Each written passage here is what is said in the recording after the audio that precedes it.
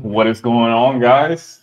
It's Rami, the Black Tech Experience, and today I have another banger. No, somebody told me the message is like another Rami banger, and that's how I feel about today. So, again, this is the Black Tech Experience. This channel is not a Black channel. It's about inspiring, innovating, and breaking down barriers in tech. Of course, I'm Black and I want to help Black people, but that's not the main focus of this channel. I don't want only Black people to be listening. I feel like I have great information for everybody. And so today I'm going to be talking about my internship fails, lessons learned, um, why it didn't work out for me in the past. And I'm going to be talking about Meta. They are killing their diversity and inclusion background. Let me see. Do I need to lick my lips? They're killing their diversity and inclusion program. And I have my thoughts on that as somebody who has benefited from diversity and inclusion programs. And lastly, we'll be talking about ChatGPT's new scheduled task feature. I think this is pivoting us into more agentic systems. And I'm really excited for it. I think you guys need to be excited as well because there's so much that can be automated. Um, and yeah, especially for creators. And so I guess I will get directly into it. So,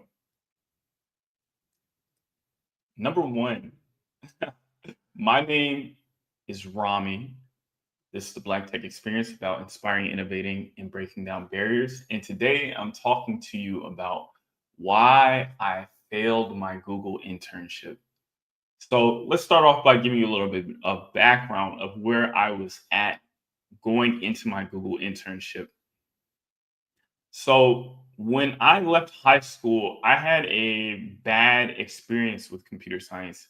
My teacher I took a computer science class and I thought it was easy. And I wanted to go into a higher level one where I could learn things like programming in Java. My teacher didn't feel like she wanted me in her class. She fought extremely hard to keep me out of her class until a guidance counselor told her that she could not do that. And so when I came to Fisk University, HBCU, shout out y'all, shout out us. When I came to Fisk, I did not like computer science because I wanted to be where I was celebrated, not someplace where I had to fight to get in. And so Google has this program. It's called Google in Residence. I don't know if it's still active today, but they sent Google engineers to take a break from their daily working routine to go teach at historically Black colleges like Fisk University. And so I met this guy. He was Black. He was unapologetically Black, just like I'm trying to be for you guys right now. And it really just made me feel like I could be a software engineer. I think that's so big. Like a part of representation, right? Seeing somebody that looks like you be good at something, it opens your mind to the possibility that it could be you. And I've had other people, some of my friends tell me that they didn't think they could be a programmer until they met me and they see that I'm not just this god of intelligence. I make mistakes, I say things that I don't know about. Once they met me, they felt like they could be a programmer as well. And so that was really important. So when I first was at Fisk, this Black engineer, my teacher, was urging me to apply for the Google internship, right? He saw potential in me, but I felt like an imposter. I didn't feel like I was good enough. And so when it came around time to do the to apply, I applied late. I applied a week later than I should have. And because of that, Let me do a sound check right now because I realize that I am not. Uh, Nobody is saying anything to me right now. Somebody has just joined. If you can hear me, just let me know in the chat as I do a sound check on my own.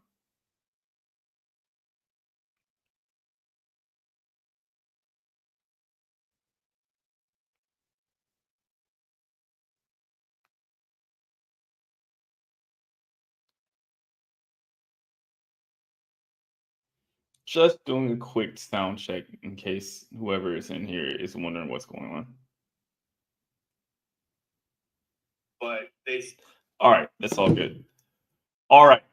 So when I when the time came around to apply for my Google internship, I procrastinated, and then a week after I was supposed to turn the stuff in, I tried to apply, and they were like, "Oh, we'll put you on the wait list." And so a friend of mine, he ended up getting into the Google internship program, and it really just solidified to me that like getting into Google was possible. I just had to put in the work. And so when the next year rolled around, I was studying, I was doing mock interviews, and I was working really hard with the next Google in residence program teacher. And I ended up getting it. And so that was a pivotal moment. Like I felt like I made it. Like there's been many times in my career where I have had success and I have thought to myself that I no longer have to work hard. That's further from the truth.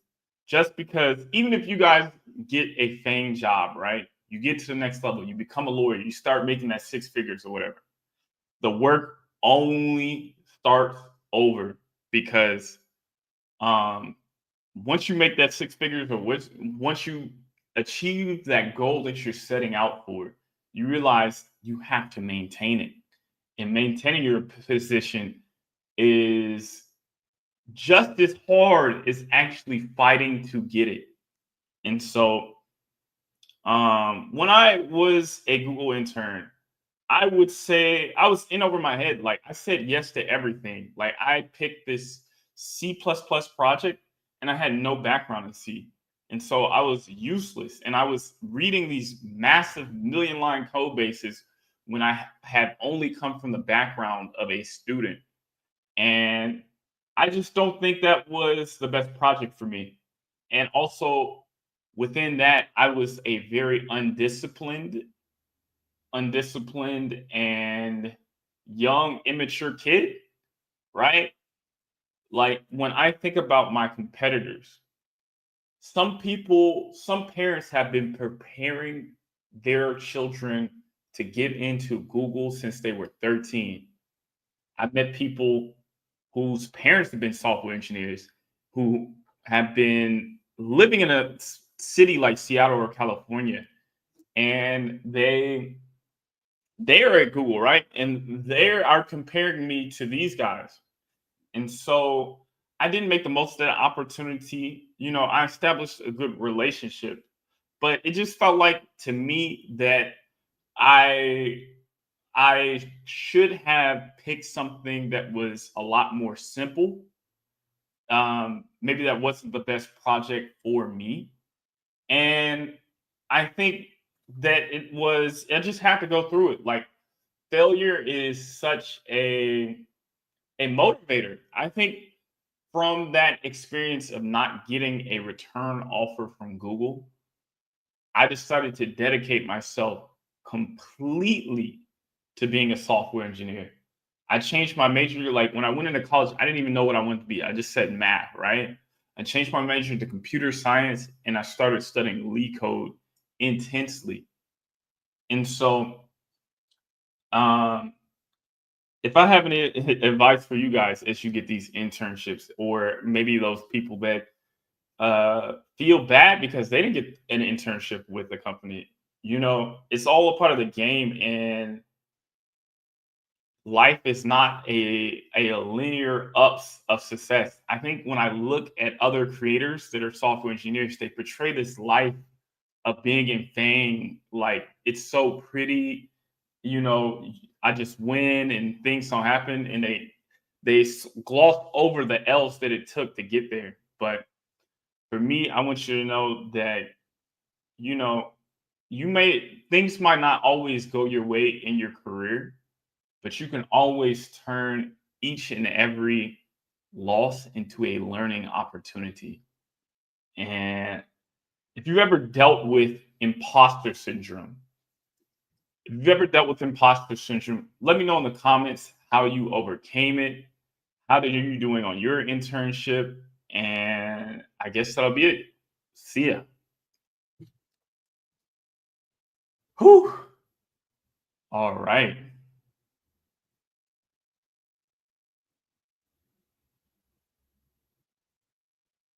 It seems like people are just coming in and out. Last time when I was doing my live stream, I had 9 people in there, which was crazy to me. Like at one point, I was like, in the beginning, nobody was there. And then at the end, like it felt like everybody was in there. I've never had 9 people concurrently in a live stream before.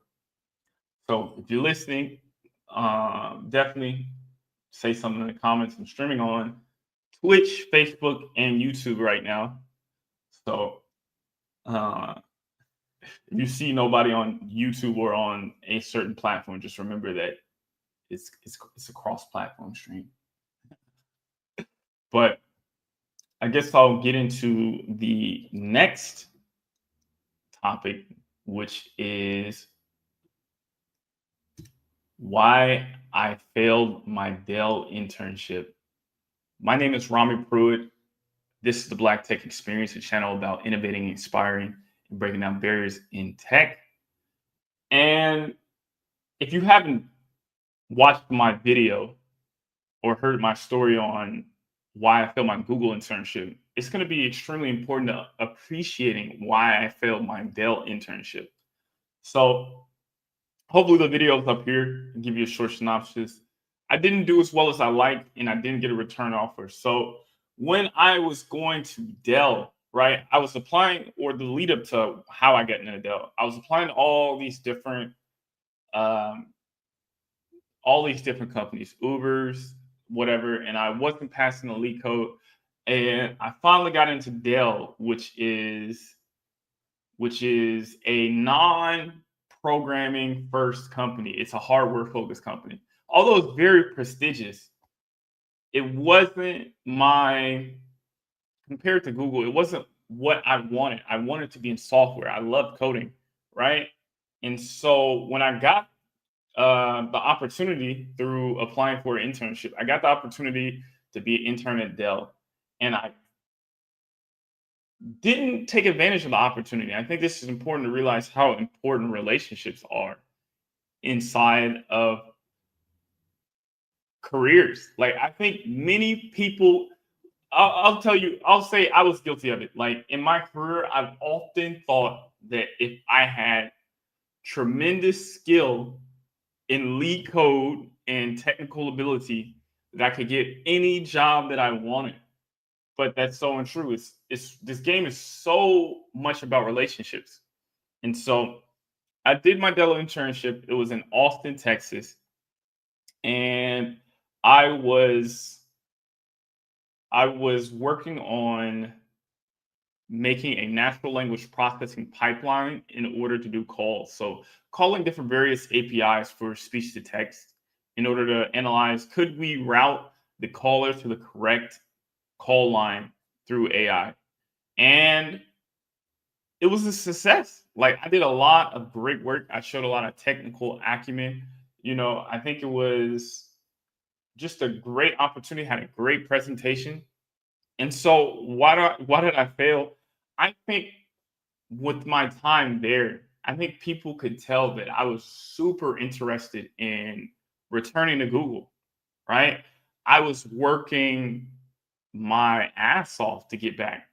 Like, when I went home, I was studying LeetCode. On the weekends, I didn't go out and party. I just did LeetCode. And so I was like, if you've done that for like 3 months, right? 3 months of no partying, no going outside and doing LeetCode, then you would think that I would just ace the Google interview, right? Because all you have to do is just study hard, right? Working hard is good enough. When I left Dell, right, I did not make relationships. I did not talk to people like, hey, I'm interested in returning here. When I left Dell and I applied to Google again, they did not even give me the opportunity to apply. Based upon the feedback that was written about me from my internship, they said, we're not even going to give this guy an opportunity to even interview with us anymore. And so I don't even think you guys know how big that is. Google is super hard to get into. Probably number one as far as technical ability to get into Google. And it's a lot easier to get into Google, to get into Microsoft, to get into or get into Meta as a student. They give you a lot more, leeway. They don't ask the hardest questions, right? And so this was big. And so by the time I realized that I would not get another opportunity with Google, I was no longer in Austin. I was no longer in front of people with Dell.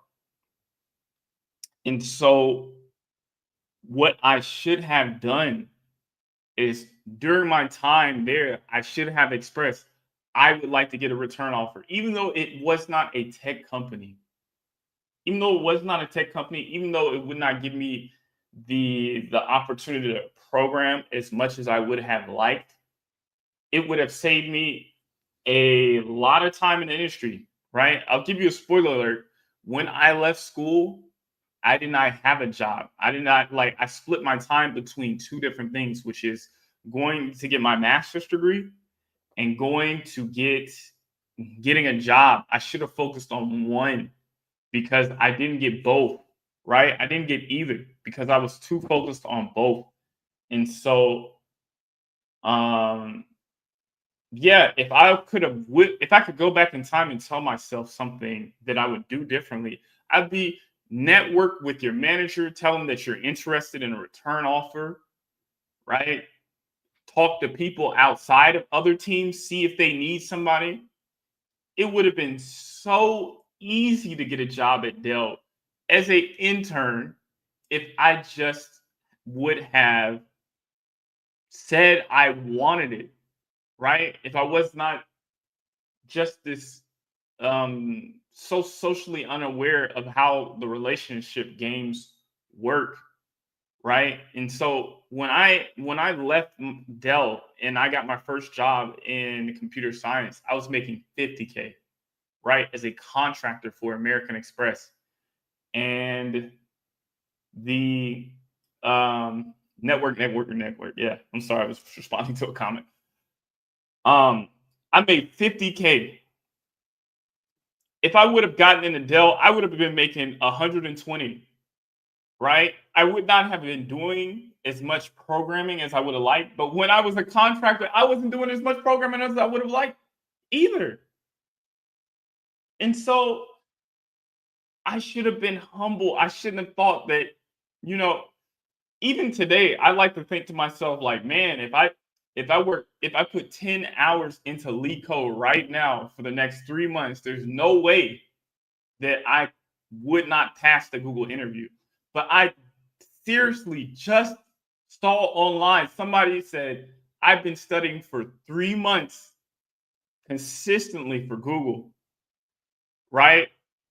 And I didn't get in, right? I've seen people say, I've studied for a year and I've cheated and I've gotten in. So it's like, you got to remember who your competition is, right? You think that you might take 3 months off to study. Somebody's taking 6 months off and then they're lying their ass off too. So you got to keep that in mind. So to end the video, I just want to say relationships are 100 times more important than your LeetCode skills. Unfortunately, I've worked with people who have zero LeetCode skills at FAANG companies, and they got in and they're making the same that I made, and sometimes they've gotten promoted to even make even more than me because they have relationships.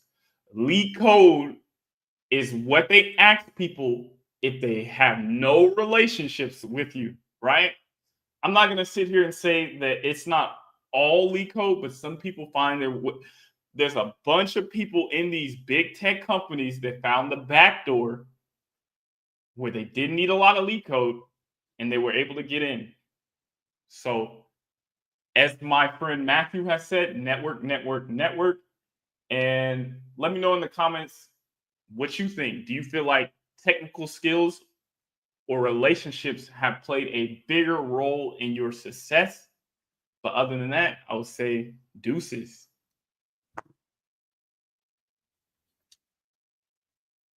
All right, man. These videos be getting challenging for me. Excuse me. I'm burping. I'm burping. Shout out my guy Matthew. That's great advice. Network, network, network. Yeah, I think there's already a video about this, but I think I've matured a lot in a content creator, and I have put a lot of more spin on that. Oh yeah. I want to add one more thing to that video is that when I was at Dell, right, there was this guy that I didn't think was who I thought was, I didn't think was working as hard as me in the programming, right? He was very social, right? He had extroverted tendencies. And this guy, when I got to Twitch as a software engineer, he was a senior software engineer. So my Dell internship, right? Think about how much a senior software engineer makes at Twitch, which I'm thinking, I don't know.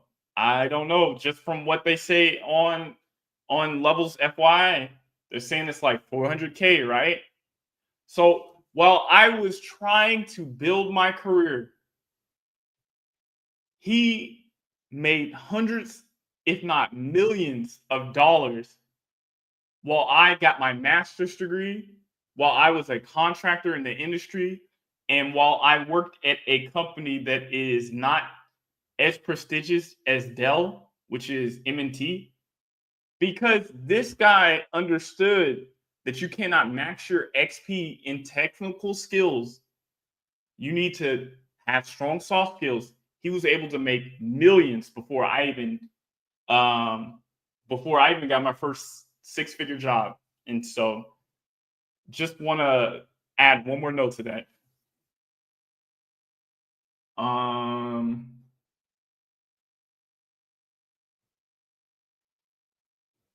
Yeah. All right.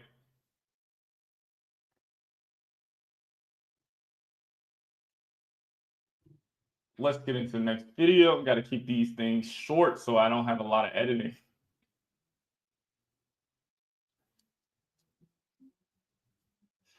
All right, so let me move that over here. Let me move that, and let me move that, and let me do that, and let me do that. All right. And let me place that there. And do that. If you're in here, let me know where you're at. All right, that looks good to me. Hello, my name is Rami Pruitt. You're watching the Black Tech Experience. And today we are talking about Meta killing their diversity, equity, and inclusion programs. So if you don't know me, my name is Rami. I am a ex-Google intern, ex-Dell intern, ex-Twitch software engineer, ex-Amazon software engineer. So I have been to many different tech companies, and I think I have a very interesting perspective as someone who has benefited from diversity and inclusion programs. But let's get into it. So I have it pulled up. Meta kills DEI programs. I'm going to put my glasses on. All right. So Mark Zuckerberg, let's see if I can do this so you guys can see it. Mark Zuckerberg's Meta is terminating major DEI programs effective immediately, including for hiring, training, picking suppliers, and according to new employee memos obtained by Axios. Why it matters. This move is a strong signal to Meta employees that the company push to make inroads with the incoming Trump administration isn't just posturing, but an ethos shift that will impact the business practices. Context. Meta said it was changing course because the legal and policy landscape surrounding diversity,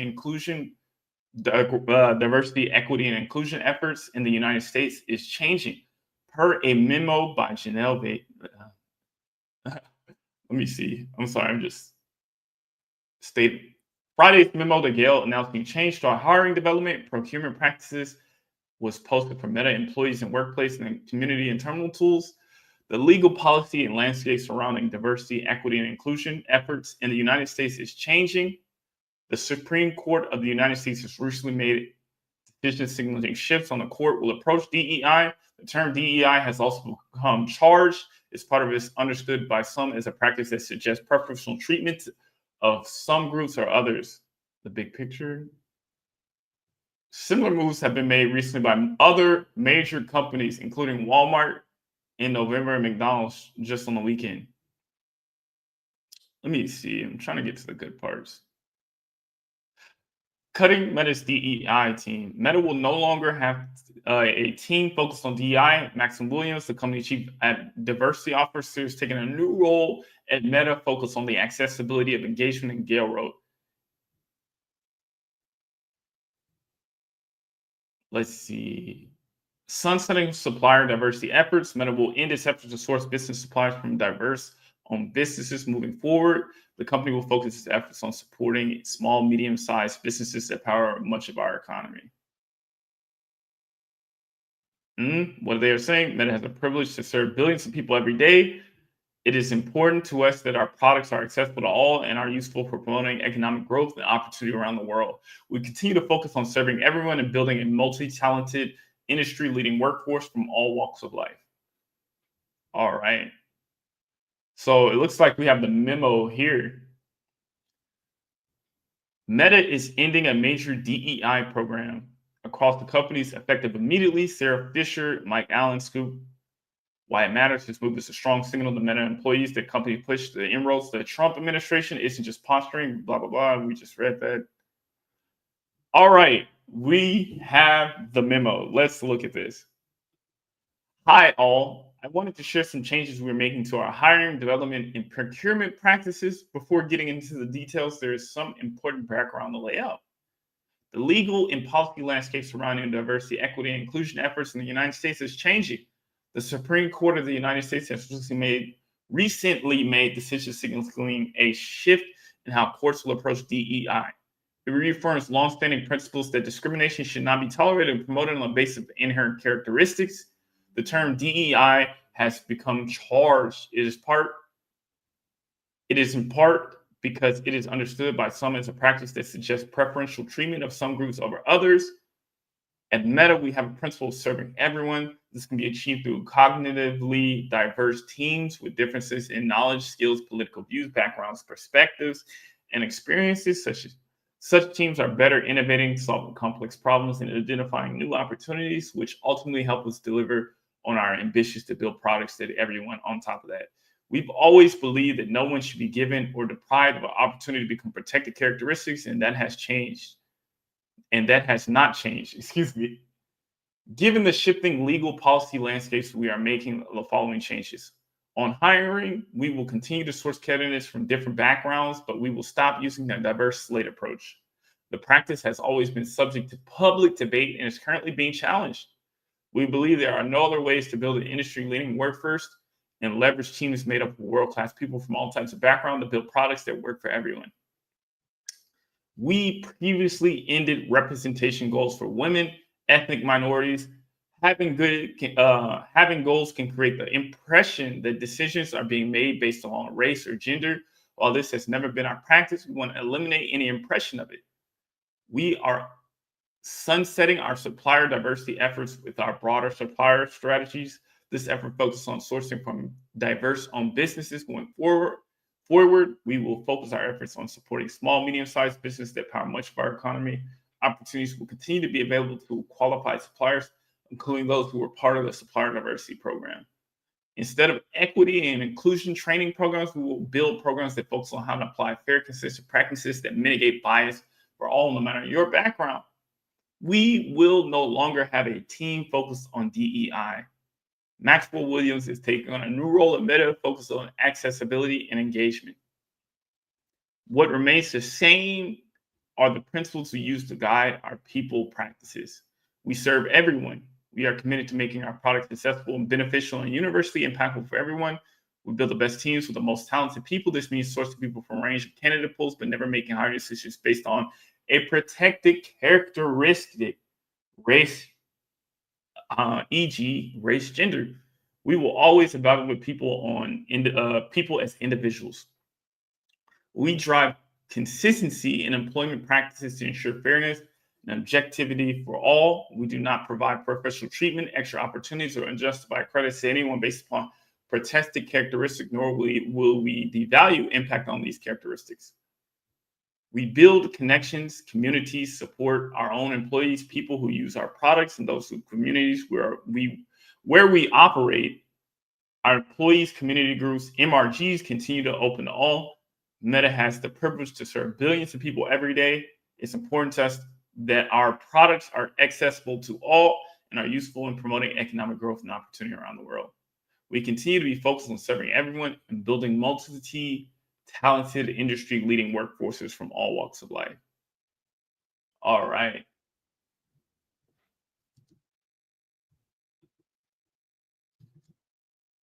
So let's pull me back up over here. And let me do that. 1 second. All right.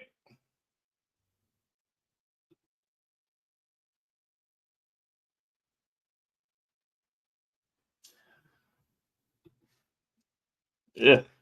I have too many hotkeys, guys. All right, let me take these classes. All right, so I've talked about it. My name is Rami, and I've benefited from diversity and inclusion in my education. If you don't know, earlier in this live, or maybe I have a video up here, but I talked about how I got into my Google internship. And so the way that happened is that Google has a DEI inclusive program where they send software engineers to historically Black colleges, such as mine, which is Fisk, and they teach a class and help get students up to where they need to be in order to pass the internship or get the internship with Google and hopefully pass it as well. And so also, I want to put a disclaimer. I am a Black conservative. I tend to, all the political opinions that come with Black conservatism, which is I don't dislike diversity and inclusion, but I'm not mad at Meta saying that they're no longer going to have these diversity and inclusion programs. I have benefited. I think that program that I just talked about with Google is so important because I have heard from a Google in residence teacher that there was a HBCU that they didn't even teach their students to program into their junior year in college. And when I was a Google intern, I was up against people from Princeton, Harvard, Stanford. And some of these people were learning things that I would say would set them worlds apart from somebody at this pre-HBCU, before GRR came in, they were learning things that were worlds higher than what somebody who's been learning for 3 years would get at an HBCU. And so I want to say diversity and inclusion is important. Some systems are still racist to this day. However, I would not say that Meta ending their diversity and inclusion program is a systemic racist system. I'm okay with that. I think that there is so much free information, right? There is so much AI that can tutor you at a world class level today, where we do not need as much of the help from bigger companies.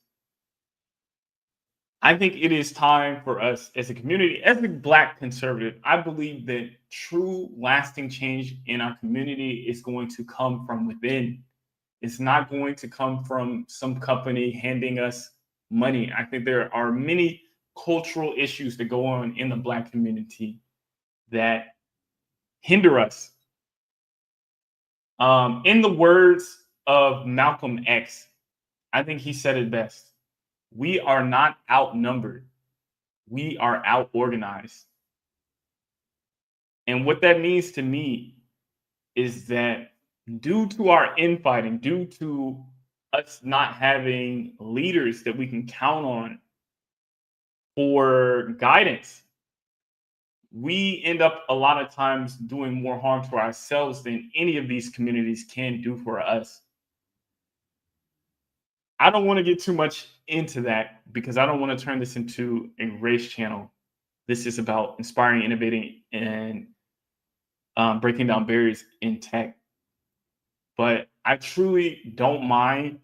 I will say it again. In conclusion, I truly don't mind that Meta does not have, it's not going for a diversity and inclusion program, or is ending their diversity and inclusion program, because I think we as a community have so much more power to do for each other. There are great people, great Black people who are doing great things in our community, who are starting businesses that we just need to support. And our leaders will educate us and guide us on the way in order to have success and bring up our community. So let me think. I really want to say something, but if you guys have any comments, like, I would love to know what you think about Meta's DEI program and how they're ending it. Do you think, I honestly do believe that Meta and these companies are going to get more white and less women. If they want to go to college and only pick from a certain amount of group. So yeah, it's going to get more white. And although I don't feel bad about my Google coming in to bringing a teacher into my historically Black college, because Google and these other companies, they send a lot of people into these Ivy League schools and into Harvard, right? When I was at Cornell, Bloomberg was a big presence on the campus, right? Because they want to hire specifically from this school. And so Cornell only has a limited amount of spots that they're going to give to an ethnic group like Black people, right?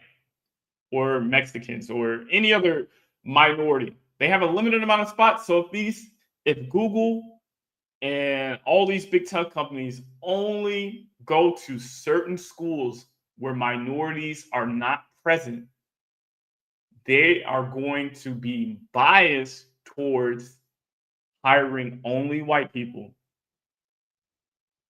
So it's important. I don't know how they will. There are elite students in many backgrounds.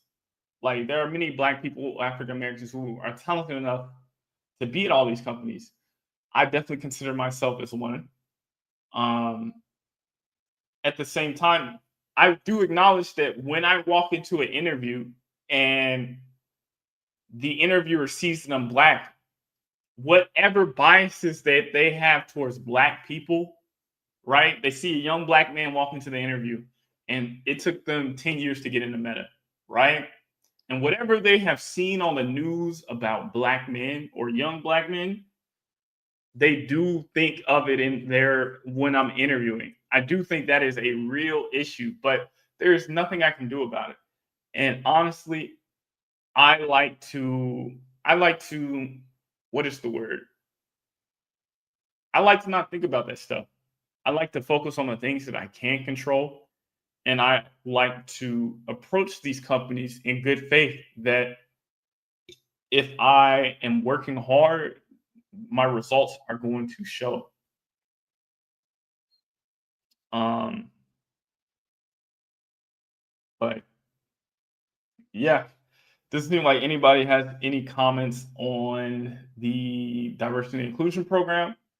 So let me know, do you agree with Meta's diversity and inclusion program, or do you think that this is society moving backwards to helping providing an inclusive environment for minorities to come up and grow as engineers?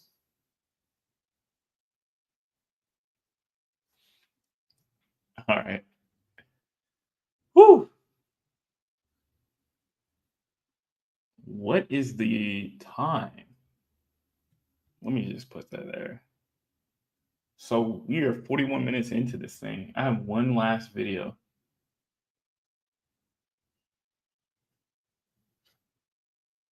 Um,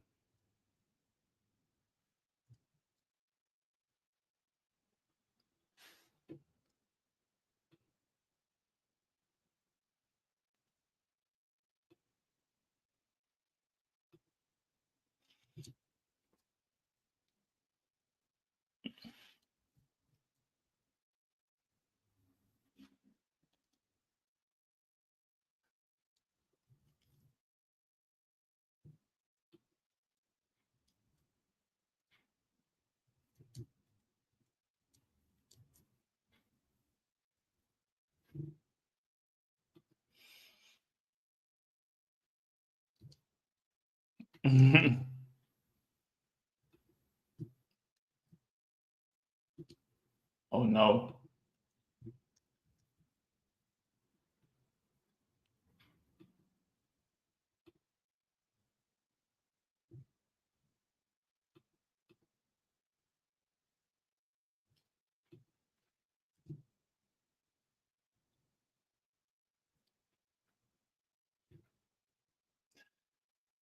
Whew.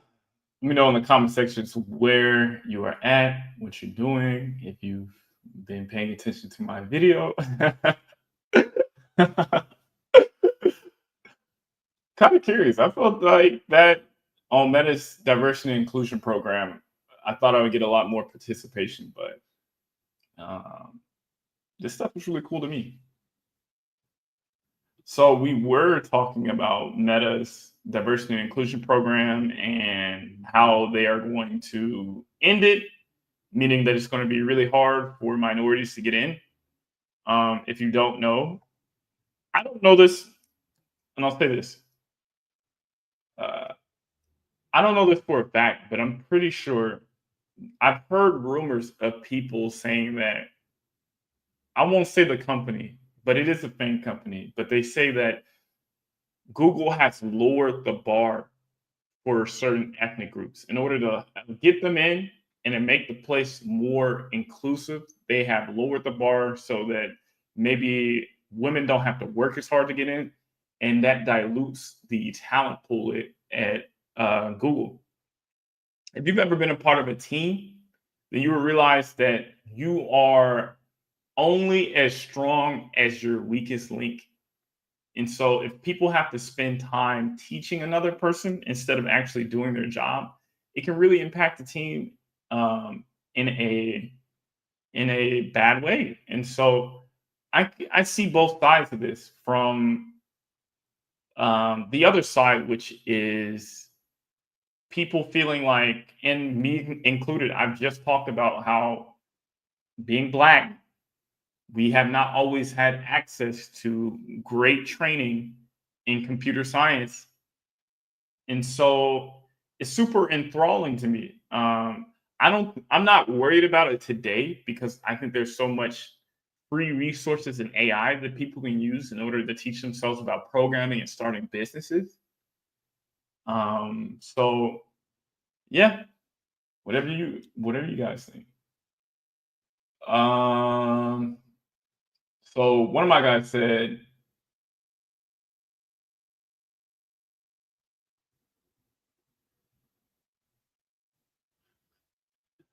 somebody said when Google and Meta go to continents of Africa, who are they hiring?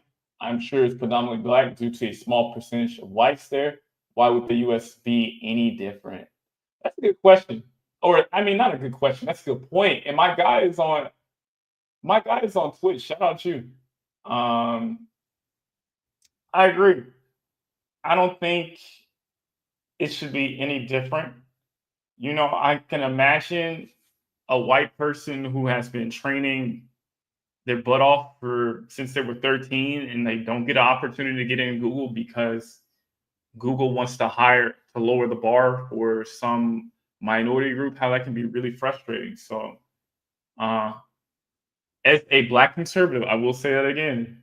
I don't mind, but if you think differently, you can let me know in the comments.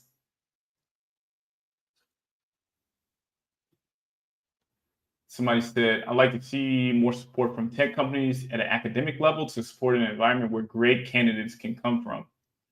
I agree.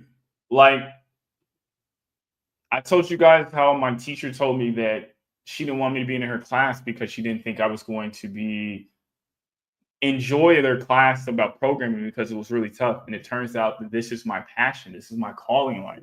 This is something that, I dedicate my weekends and my nights to. And so whenever somebody is paying for information, I don't think it should be gatekept. However, if at somebody's job they want to screen for the best candidates possible, I don't mind that, even if it is at the cost of a Black person not getting an opportunity. They say they have lowered the bar to make themselves feel better. Don't pay attention to it. We're rational. That's why they didn't get hired. I don't know about all that. Let me know. you know, um, and they didn't. I've been paying attention to your channel. You got it. Just keep pushing.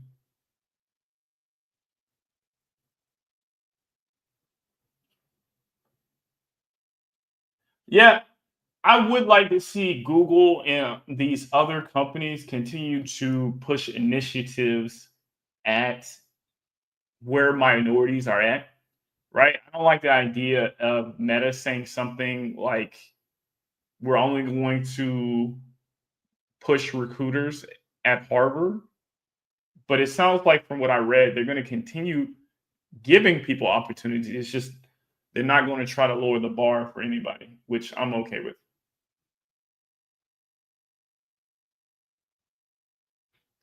Um, all right. In order to keep this live short, I'm going to go into the next topic, which is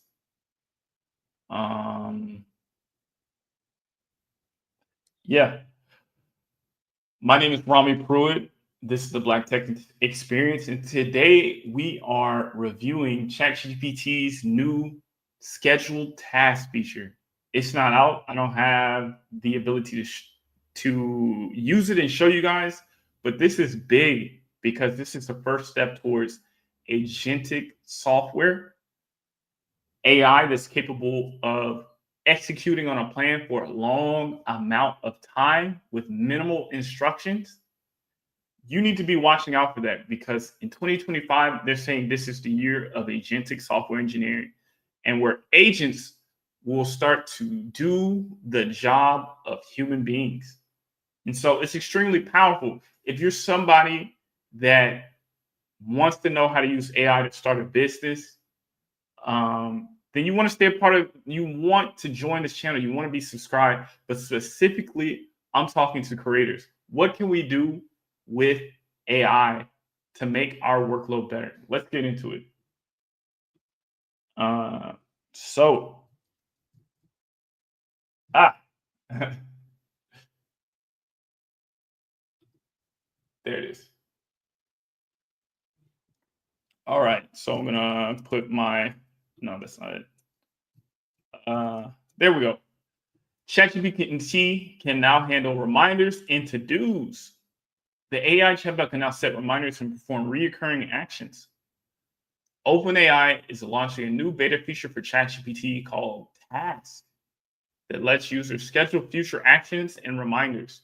The feature, which is rolling out to Plus and Team and Pro subscribers starting today, is an attempt to make the chatbot into something closer to a traditional digital assistant.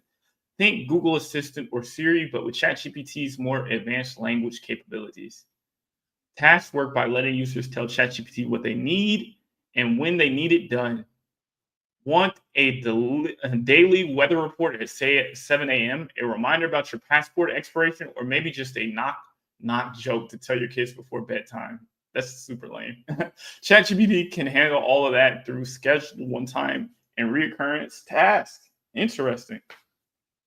I didn't know they had one-time reoccurring or one-time tasks, which is cool too.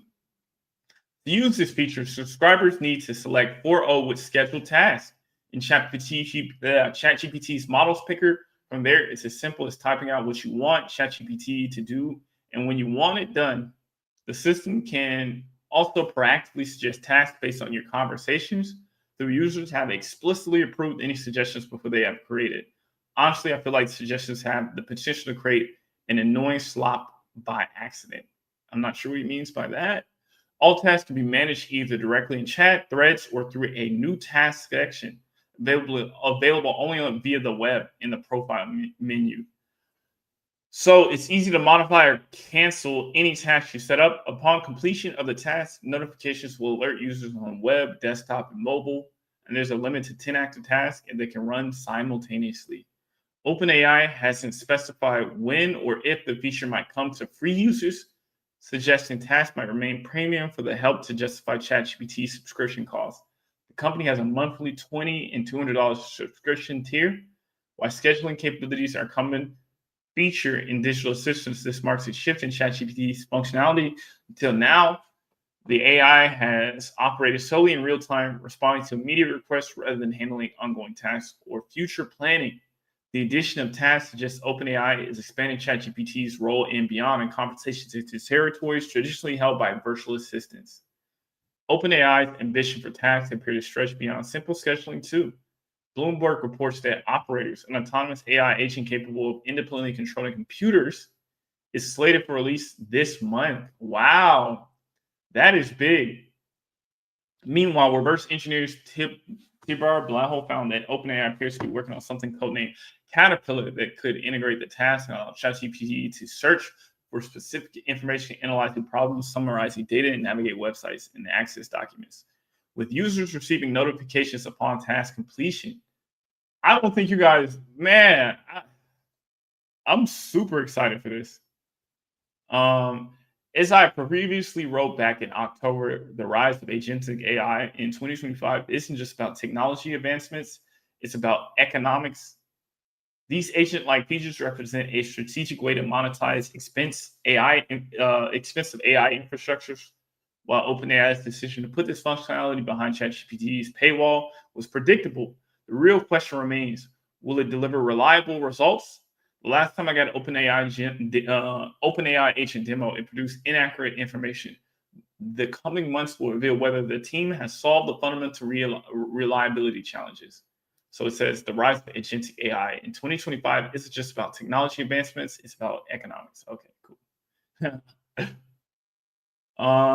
It looks like I'm lagging a little bit. I don't know what's going on with that. Can you guys hear me okay? I'm gonna stop for a second and do a mic check.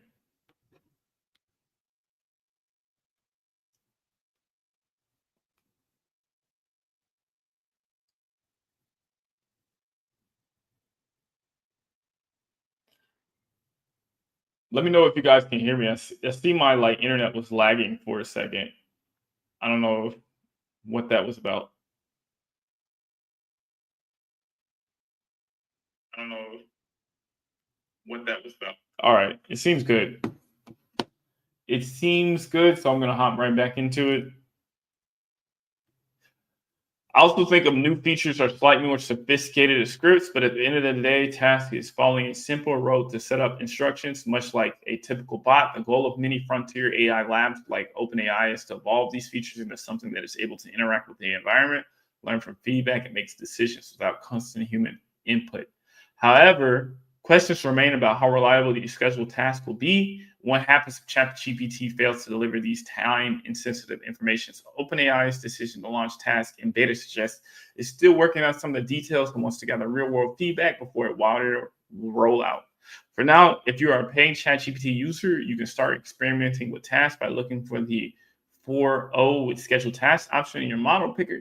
Just remember that it's still in beta, so maybe don't rely on it for super important meeting reminders just yet. All right. So that's the end on that. And here's what we're going to do. We can end that. And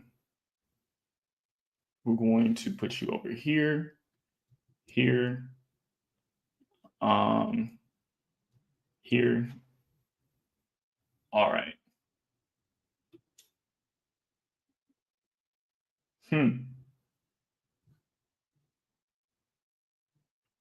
So let's see what y'all got to say.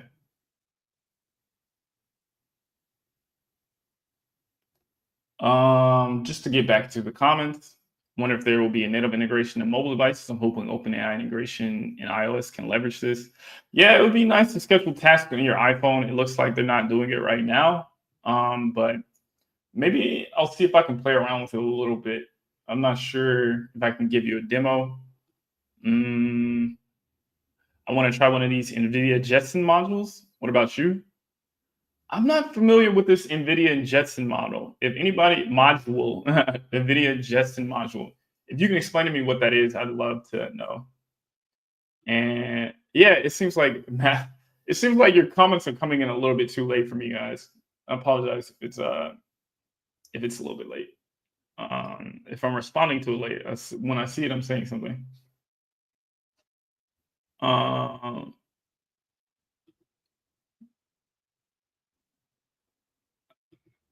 My bill, but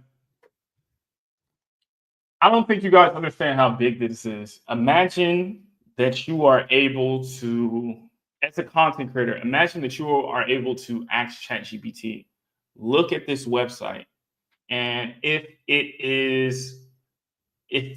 they are mentioning something about my niche, let me know every day in the morning. That's where I would be using it, as well as just automating different notifications in my scripts, summarizing, letting me know, give me a weekly report of how my users were feeling about, or the people in my comments were feeling about me. These things could be automated, as well as there are people talk about how hard it is to show ads in their what is it in the set ads. You have to manually go through and place an ad every 2 minutes or whatever. And so having an agent being able to scroll through your YouTube channel and place those ads for you would be another great reason why you need AI agents. And so let me guys know in the comments, what would you do if you had the ability to automate something in your workflow with ChatGPT? Let me know. Maybe I'll have another follow-up video giving you the results of using my ChatGPT tabs. But other than that, see you guys.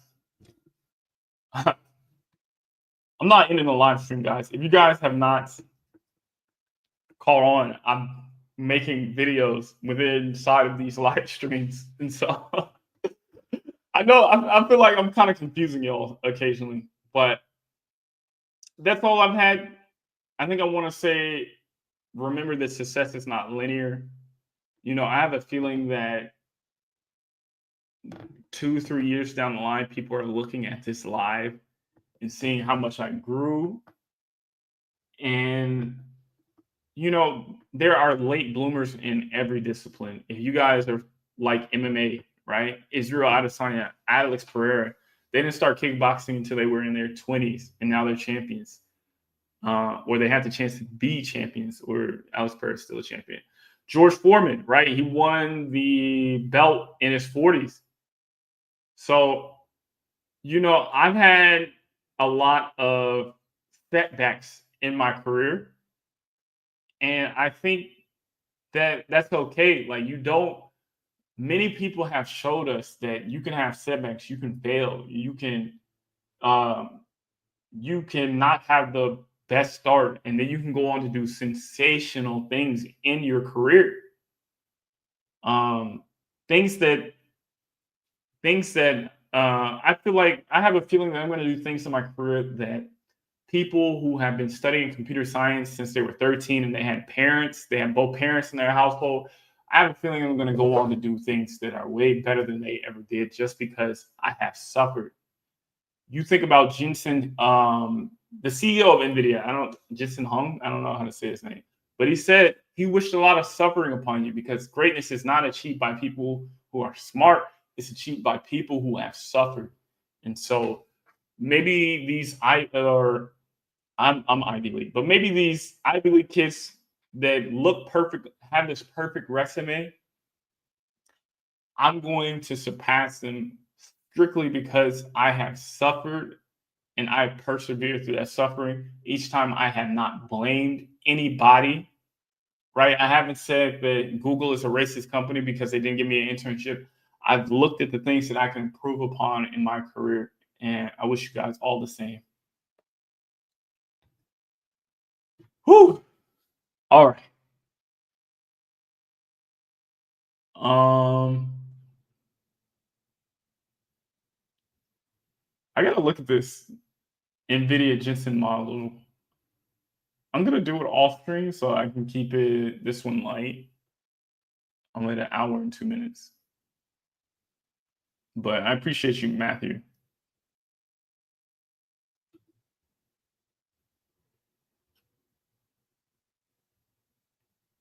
Put AI compute into the network cards.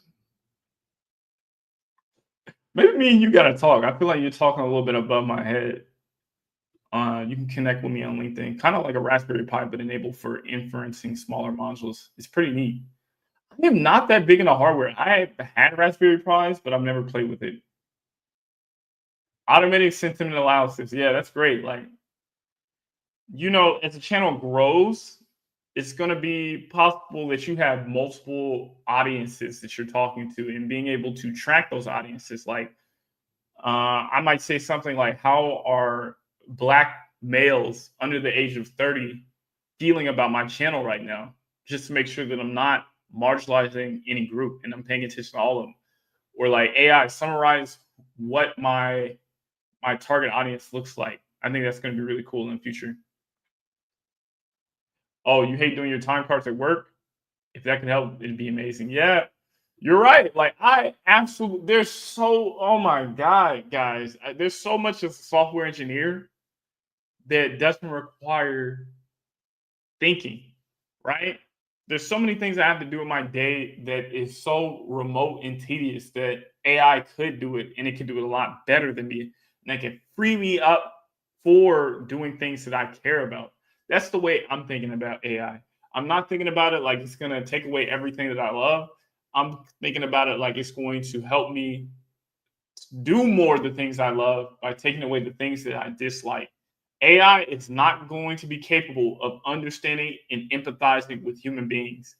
If you understand these tools, you understand how to use them, you will never be obsolete. You will always have an opportunity to make a business. So I don't think we should be afraid. Obviously, a lot of things are going to change and it's scary, but embrace the change. Nothing in life stays the same. It's always different. Facial recognition. I feel like people. I would like. I thought of computer vision apps like that, but um, I don't know. Maybe somebody might be. Well, Yeah, maybe the AI will be good at that. Automatically clocks you in so you don't have to do the homework. Yeah. Maybe if you could set it up, they'll give you a promotion.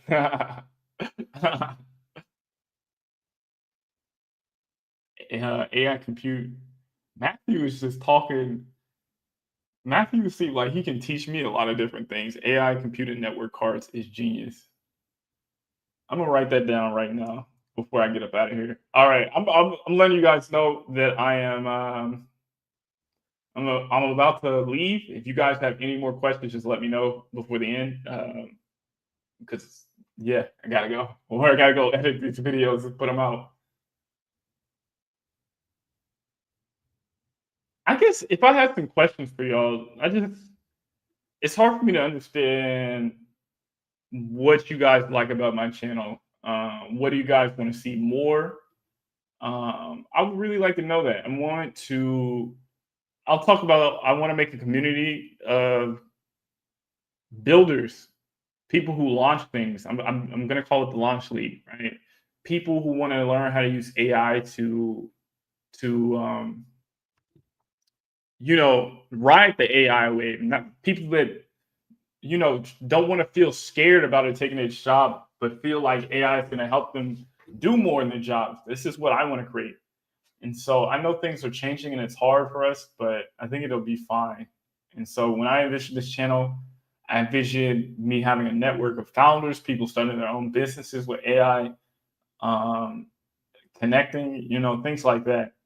So let me know if that aligns with your visions of what you want from this channel.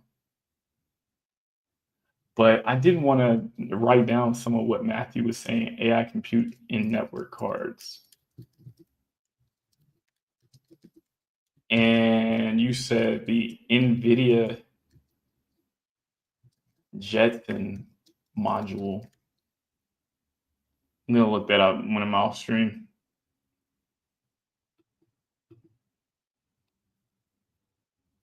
Using EB. Oh, Chronos? Chronos would never. Yeah. Yeah. I think we're going to see a lot of software being created. Like, it's so much easier to write software. And I don't know if you guys saw, Meta has talked about how they think their AI is going to be capable of being on my level this year.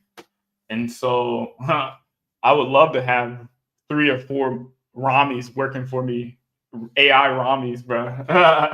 Maybe y'all would like to have a AI Rami too working for you.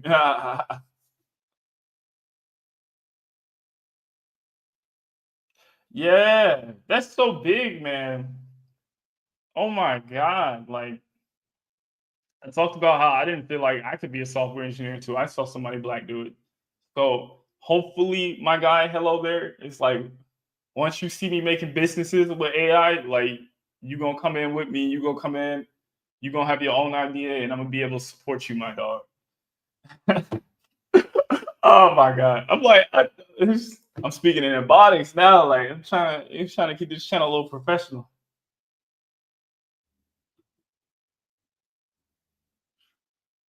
All right, y'all. Well, I'm gonna get up out of here. I really appreciate y'all. Love y'all. Everybody who showed up. We're going live every Tuesdays and Thursdays around this time. If you have anything that you want me to react to, anything that you think I should be talking about, you can put a message under the comments. I'm always reading them. Um, like, but other than that, let's make our dreams come true. Deuces.